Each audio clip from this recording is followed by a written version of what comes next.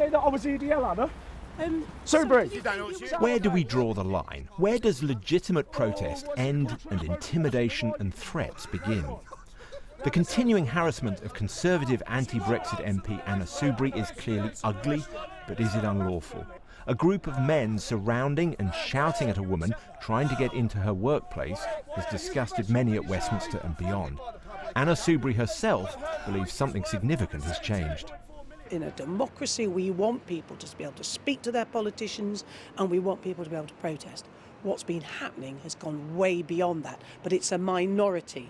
It's a very small group of right-wing extremists. We know how they behave. They racially abuse people, and they do seem to pick on women, so we all know where they're coming from. But her voice is worth more than 17.4 million. The man shouting here in the high-vis vest is James Goddard. He's filming as he goes, creating material for his social media following.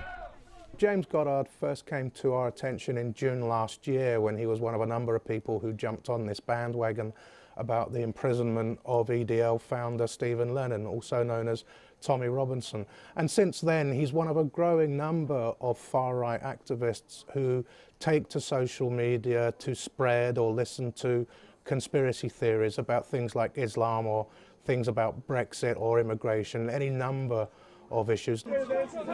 But this isn't just one issue or indeed one side of the debate. Here's pro-Brexit MP Jacob Rees-Mogg being jostled by demonstrators at an event in Bristol last year.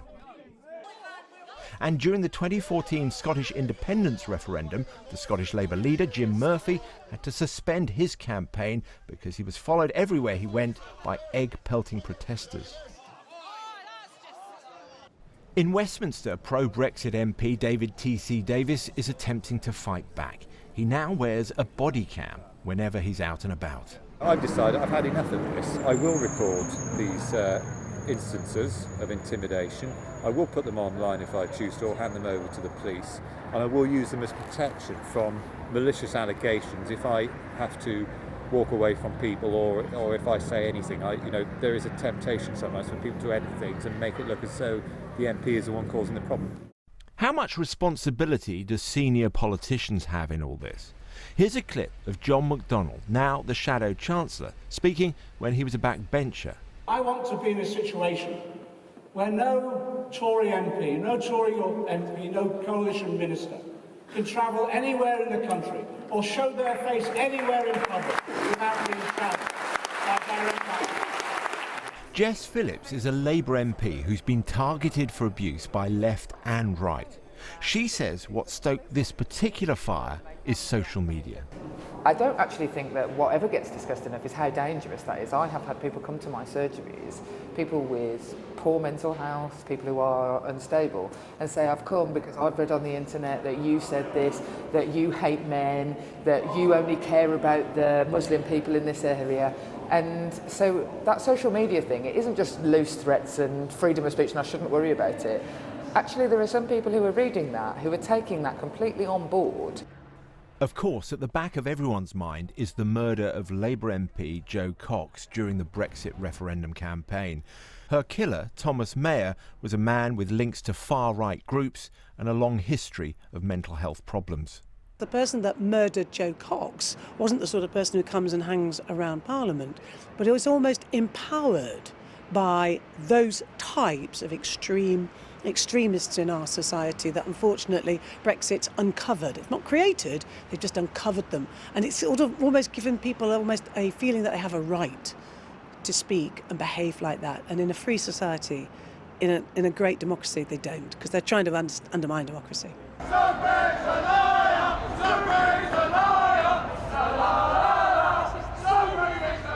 Tonight, Facebook took action against James Goddard, shutting down his pages and those of groups he's associated with. In a statement, they said that they won't tolerate hate speech, which creates an environment of intimidation, which they said may provoke real-world violence. That was David Grossman. We're joined now by Daniel Finkelstein, a Conservative peer and Times columnist, Kate Hoey, who is a Labour MP and Brexit supporter. Danny Lockwood is publisher of The Press, a local newspaper published in Batley in West Yorkshire. And Gina Miller is a businesswoman and anti-Brexit campaigner. Welcome to you all. Kate Hoey, John Bercow, if I can start with him, called what happened yesterday a type of fascism. Do you agree with that? Are you comfortable with that label for what happened yesterday? Well, I think anyone who protests in the way that we have seen the kind of thuggery, I mean, I don't particularly would use the word fascism, but I think that it is absolutely to be deplored. I think the Speaker, by the way, himself has to actually recognise that sometimes the way he treats people in Parliament and calling Andrea Leadsom a stupid woman doesn't actually set a very good example. But absolutely the kind of thuggery, and these are thugs, these are small groups of thugs, I think in both sides of the whole debate on leave, because I've suffered from some of this myself, and we've seen the kind of tweets that go on. I've been called a Nazi over and over again on Twitter. So was that online? Online on Twitter. I've brought them along. Some of them, it took me 5 minutes today to find about a dozen, you know, from people saying because of some of the things I'd said. So I think we've got to get this into perspective. This isn't, you know, and it's very important that it's not for all those 17.4 million people who voted to leave and who felt that no one had listened to them, that we don't now turn this into something that's implying that everyone who voted leave is involved or supporting this kind of behaviour. Let me ask you though, would you say that this was if you like, understandable public anger? Or would you say that, because what we're trying to do tonight really is work out where that line is. Is it Jim Murphy who's getting pelted with eggs, or is it being called a fascist?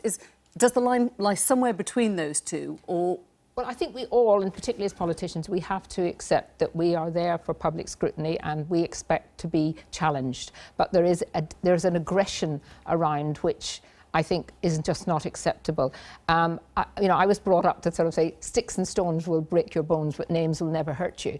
So in a sense, I have ignored a huge amount of the kind of vitriol I've got. I just ignore it. I don't block people. But I think when it comes to the stage where people are actually being literally stopped from doing something that they legitimately are allowed to do, like walk from Parliament to Millbank, then that is wrong. Let me bring Gina Miller in. Can you take that approach, that it's a sticks and stones thing, you just shrug it off? I have done, because I've been a campaigner for nearly 20 years, and when you take on a battle, if you're going to take on a campaign, there is an element of that. But I think when it comes to that line that you talked about, there is, if it's a violence that's attached to that language or that behaviour, then a line is being crossed. And I think we already have laws in place. If you are inciting sexual, racial violence, then these laws are already there in place. You came in from the outside. Yes. Did you ever think twice about that? Would you say that this would put people off coming into public life? I think it would do, and I have to say, just going back to the College Green incident and what's happening there, I think we have to be very careful about conflating many different issues, because actually what is going on there, just before the Christmas break, when there was supposed to be the meaningful vote, I was actually on there and they were chanting at the back, "Gas Gina Miller." I mean, that was the first time that I'd encountered that. So there has been, previous to the last sort of 4 or 5 weeks, there have been peaceful demonstrations from both sides, and this is a small group of infiltration that's going on. And I do think, I agree with Kate, that you can't tar everybody with the same brush. And there are people who have a legitimate right to be frustrated and to express that frustration. And I think it is those who are then using other people's frustration to, if you like, advance their own agenda, which is one that is very divisive. Danny, would you say that this is a dangerous bunch of rabble-rousers with a far-right axe to grind and the police should just do their job? I honestly think that there's a little bit of a storm in a teacup going on here. My first thought when I saw that was that where's John Prescott when you need him, because he knew how to deal with aggressive rabble-rousers. So you're saying Anna Soubry should have punched them? No. I thought that the police should have acted. I thought they should have intervened and been more assertive. There may well have not been a public order offence committed, but, you know, it was offensive. It looked terrible. There's no place for it in modern British political discourse. But I think if people like Anna Soubry and Owen Jones, who was subject to something similar, want to start really winding this up, they have to look in a mirror long and hard and look at the responsibility they have for bringing the debate down to that level, because Anna has never been very shy about throwing labels at her political opponents apart. And you've got 17.4 million people in this country, Emily, who for the last 2.5 years have been told that they're bigots and they're racists and they're fascists and they're closet everything. And you think the 17.4 million people are happy to be represented by a very small group with far-right links? No, but one for a second, I don't think they are, but I think the fact that we're discussing it on the BBC tonight is somehow trying to conflate those idiots, those morons, those pretty ugly individuals. I don't remember Newsnight doing anything on this when Nigel Farage put up with his whole family being shockingly treated. Did you see the film? Did you see all the examples? Did you see the coverage that we gave Jacob Rees-Mogg? Yes, I saw that, but I was saying for years Nigel Farage put up with this. It was covered, actually. That's just not fair. And it was covered, and this isn't just an issue for one side or another. One of the things about police that worries me a little bit is if we encourage, much more aggressive policing of demonstrations in Parliament Square, inevitably it won't just stop at a few people shouting at Anna Soubry or Owen Jones. So I welcome the fact that we've got quite a restrained police force. In this case, I do think they made a mistake. I think you're correct. But this is not a new thing. When Spencer Percival was assassinated, there was massive cheering in Parliament Square. That's how his wife found out about it. I think it reflects and they tried to release the assassin by rushing the coach. So it's always been the case in British politics. But where does it leave that whole question of direct action, which you yourself raised today? If somebody said, people are right. If she was talking about the benefits of universal credit and people had shouted in her back, that's a Nazi thing to say, would this reaction have been the same? One other issue just one quick thing. One other issue I didn't agree with you about it. You cannot blame Owen Jones or Anna Soubry for this behaviour because the things that they say are legitimate, however provocative they may be politically. The things they say are legitimate contributions to the political debate, and this wasn't. This was abuse. But do you not think that? Do you not think that they are contributing usefully to this debate? I think that this was a terrible example. It looked awful yesterday. But I do think that if you look at the entire level of debate across the last 2.5 years, Emily, it's been driven down, and a lot of people feel marginalised, and I just worry that is taken as yet another example of what the typical Brexiteer is, because it certainly isn't. And you, as you well know, have been accused of ramping up tensions by Hope Not Hate. We've had many female MPs who've refused to appear tonight on the programme with you because they think you're a Tommy Robinson light. So, at what point do people stop saying it's about somebody else? I will not give you their names, no.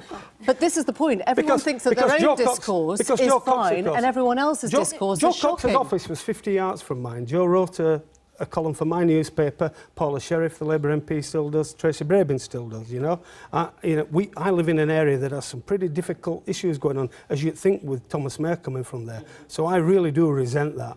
But, get outside the bubble and come and see what life's like outside here. Can I say this is really important because actually Brexit somehow is being treated as a special case where the normal rules don't apply, and I think this is wrong because actually the normal rules should apply to all debates that we have in public life, and that's whether it's about universal credit or Brexit or prison reform, whatever it is. And this, I do worry about the tone being set by some of the politicians who are using this, and some commentators who are using this as to be divisive and for their own agenda. And you really do have to set an example for everyone. Let me ask you, because you raised the question of Twitter in particular, and we heard Jess Phillips saying, people see one thing on social media. It's not that anyone is going to do the thing that they might threaten. It's not that the people in the background shouting Nazi are going to do that. It's that somebody who perhaps has a mental illness will turn up at her clinic the next week and say, I've heard you hate men, or whatever it is. And I mean, that is, people, if you look through Twitter, and I tend to